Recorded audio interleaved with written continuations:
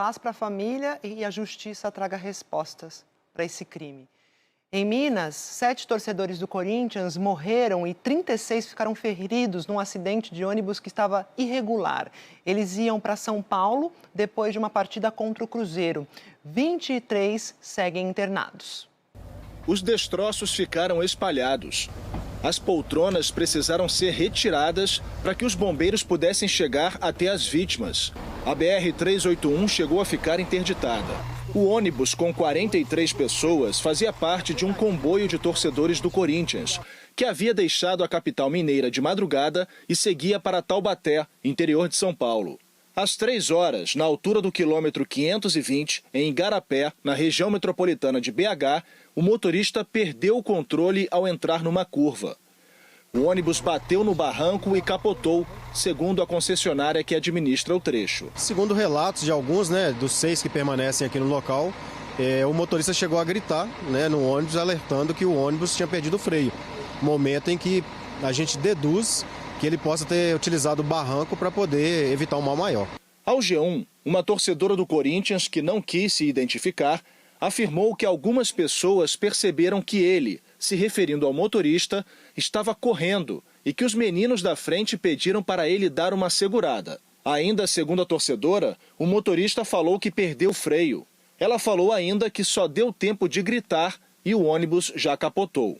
Numa rede social, o corintiano Cassiano Anelli tinha publicado uma foto do ônibus. Depois do acidente, escreveu: "Dia 20 de agosto de 2023 é o dia que nasci de novo. A todos que estão enviando mensagem, estou bem. Agora nos resta rezar pelos irmãos que estão em uma situação complicada." Uma parte dos corpos já foi identificada. Uma das vítimas é Hamilton Rogério dos Santos, que morava em Pindamonhangaba. A mãe lembra que chegou a pedir ao filho para ele não viajar.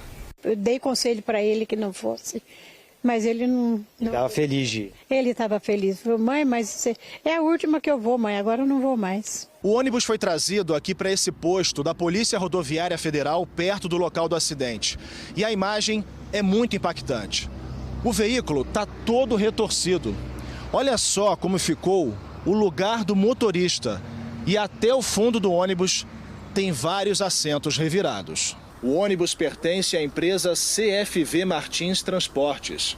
A Agência Nacional de Transportes Terrestres informou que o ônibus não possui registro nem autorização para realizar o transporte interestadual e que, portanto, a viagem é considerada irregular.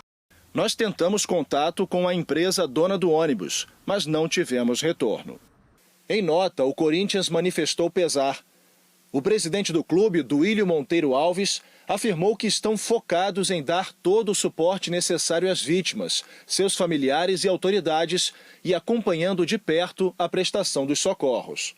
Numa rede social, o presidente Lula, que é corintiano, se solidarizou com os familiares e amigos dos 7 torcedores e disse que torce pela recuperação dos feridos. A Confederação Brasileira de Futebol, o Cruzeiro e os principais times do país também usaram as redes sociais para demonstrar solidariedade às vítimas e aos parentes e amigos dos envolvidos no acidente em Minas Gerais.